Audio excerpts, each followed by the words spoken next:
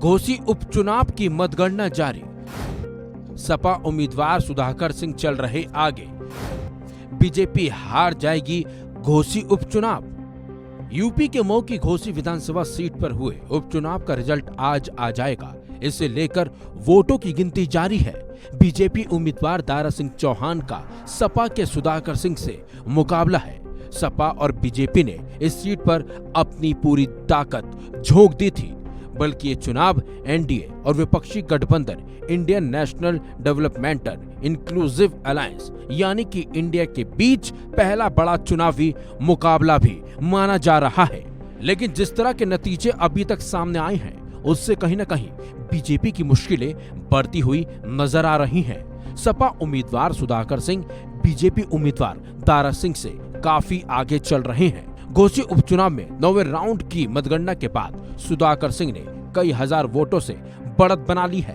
वहीं बीजेपी के उम्मीदवार दारा सिंह चौहान बहुत पीछे होते गए हैं, यानी कि वो अभी बहुत ज्यादा वोटों से पीछे चल रहे हैं। घोसी विधानसभा सीट पर उपचुनाव के लिए डाले गए वोटों की गिनती में समाजवादी पार्टी के उम्मीदवार सुधाकर सिंह अपने प्रतिद्वंदी से काफी आगे और मजबूत होकर चल रहे हैं। बीजेपी के दारा सिंह काफी पीछे होते गए हैं और लगातार पीछे होते भी जा रहे हैं। आपको बता दें, 455 ईवीएम मशीनों से करीब 32 चरण में मतगणना होनी है।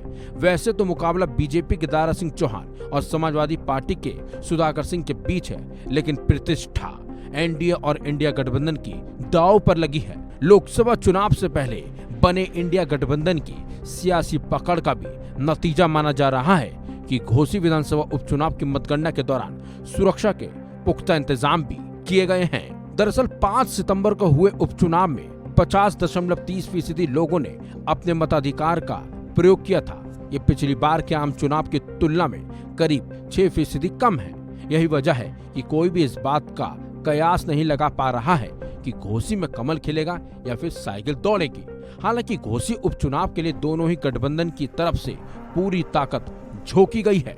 गौरतलब है कि 2022 के विधानसभा चुनाव से पहले बीजेपी छोड़कर समाजवादी पार्टी में गए दारा सिंह चौहान ने पिछले दिनों अपनी विधानसभा सदस्यता से इस्तीफा दे दिया था, जिसकी वजह से ये उपचुनाव हुआ है।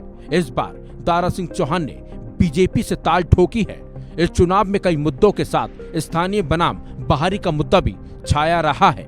वहीं अब घोसी उपचुनाव के परिणाम पर सबकी नजर है, लेकिन जिस तरह के नतीजे अभी तक सामने आए हैं, उससे कहीं न कहीं सपा के सुधाकर सिंह के समर्थकों की खुशी अब उनके चेहरों पर दिखने लगी है। उन्हें लगने लगा है कि लीड अब कम नहीं होगी। वहीं बीजेपी के दारा सिंह के समर्थकों को उम्मीद है कि बाजी पलटेगी। फिलहाल फाइनल रिजल्ट का अब सबको इंतजार है, लेकिन अगर बीजेपी इस चुनाव को हार गई तो कहीं न कहीं ये जीत इंडिया गठबंधन की होगी। इस खबर में बस इतना ही। अपडेट्स के लिए बने रहिए वन इंडिया हिंदी के साथ।